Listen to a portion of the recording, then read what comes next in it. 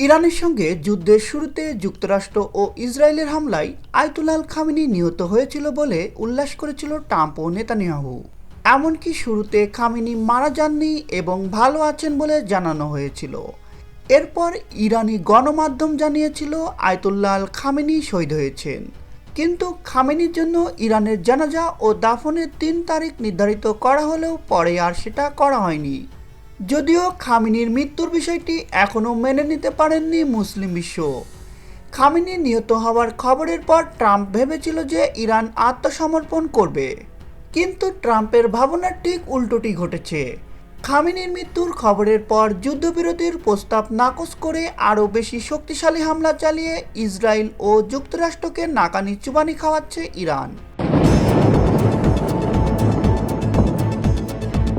ইতিমধ্যেই নতুন খামেনি হিসেবে ক্ষমতায় বসেছেন আলী খামেনির পুত্র মোস্তফা খামেনি।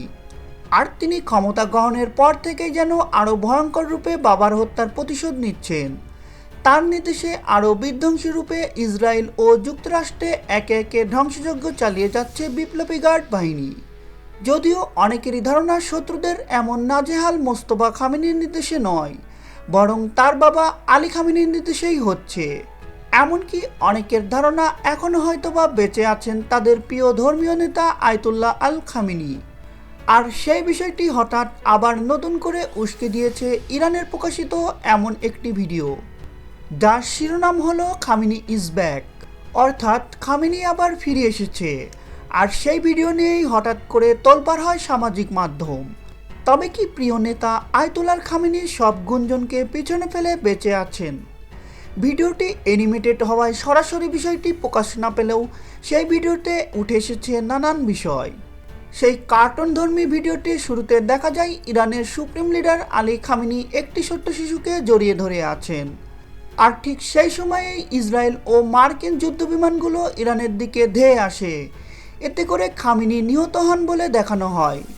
অন্যদিকে ভিডিওতে দেখা যায় ধ্বংসস্তূপের মধ্যে থেকে খামেনির ছেলে মোস্তফা খামেনি তার বাবার আংটিটি তুলে নেন। এরপর আংটিটি নিজে পরে নেন। এর মাধ্যমে মোস্তফা খামেনির ক্ষমতা গ্রহণের প্রতীক হিসেবে দেখানো হয়েছে। এর পরের দৃশ্যে দেখা যায় ইরান থেকে অসংখ্য ড্রোন ও ক্ষেপণাস্ত্র উৎক্ষেপণ করা হচ্ছে এবং সেগুলো পাল্টা ট্রাম্পের দিকেই ধেয়ে আসছে। এ সময় ট্রাম্পকে ভয়ে ঘামতে দেখা যায়।